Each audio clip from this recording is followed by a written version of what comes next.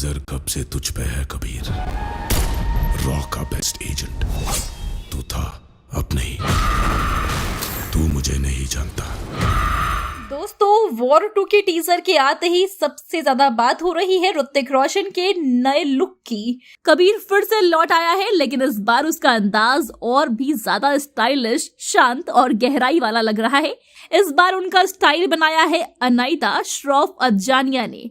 उन्होंने पहले भी ऋतिक के साथ धूम 2, बैंग बैंग और वॉर जैसी फिल्मों में काम किया है। अनायता ने बताया कि इस बार उन्होंने ऋतिक का लुक बहुत ही सिंपल रखा है, ना कोई भारी जैकेट, ना कोई बड़ा गॉगल या फिर कोई एक्सेसरी, सिर्फ सिंपल कपड़े, लेकिन पहनने के अंदाज और चाल ढाल से वो किसी सुपर हीरो से कम नहीं लगते हैं। अनायता कहती है कि इस बार ऋतिक के किरदार कबीर में एक शांति है, एक ठहराव है। उसका लुक सिर्फ दिखने के लिए नहीं है, बल्कि उसकी आंखों से, उसके चलने के तरीके से भी वो कहानी कहता है। पिछली फिल्म की तरह इस बार भी उनका हेयर कट और स्टाइल वैसा ही है, लेकिन इस बार उसमें एक इमोशनल गहराई जुड़ी हुई है। डायरेक्टर अयान मुखर्जी ने बताया कि फिल्म की कहानी को बनाने में सबसे ज्यादा वक्त लगा है। उन्होंने पूरा फोकस इस बात पर किया कि ऋतिक और जूनियर एनटीआर के बीच की टक्कर मजबूत और साफ नजर आए। फिल्म का कॉन्फ्लिक्ट बहुत सोच समझ कर लिखा गया है और एक्शन सीन को भी बड़े स्केल पर प्लान किया गया है। एनटीआर इस फिल्म ऋतिक रोशन के सामने है, लेकिन वो कोई सीधा विलन नहीं है।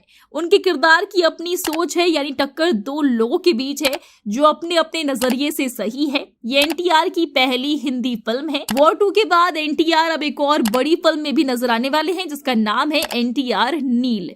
इसे डायरेक्ट कर रहे हैं प्रशांत नील, जिन्होंने केजीएफ और सालार बनाई है। ये फिल्म एक मास एक्शन एंटरटेनर बताई जा रही है और इसकी शूटिंग शुरू हो चुकी है। रुक्मणी वसंत नाम की एक एक्ट्रेस ने हाल ही में इंस्टाग्राम पर कुछ तस्वीरें शेयर की थी, जिसमें कि उनके कैप्शन ने ये इशारा कर दिया था कि वो इस फिल्म का हिस्सा हो सकती है। उन्होंने लिखा, टाइगर टाइगर बर्निंग ब्राइट, जो कि एकदम से एनटीआर की फिल्म से जुड़ता है, क्योंकि टाइगर की इमेज एनटीआर की पर्सनालिटी का सिंबल बन चुका है। हालांकि रुक्मणी की कास्टिंग पर अभी तक कोई भी ऑफिशियल अनाउंसमेंट नहीं हुई है, लेकिन इतना तय है कि फिल्म की टीम इस प्रोजेक्ट को बहुत ही सीरियसली ले रही है। और सबसे खास बात, ये फिल्म 9 जनवरी 2026 को सिनेमाघरों में रिलीज होने जा रही है।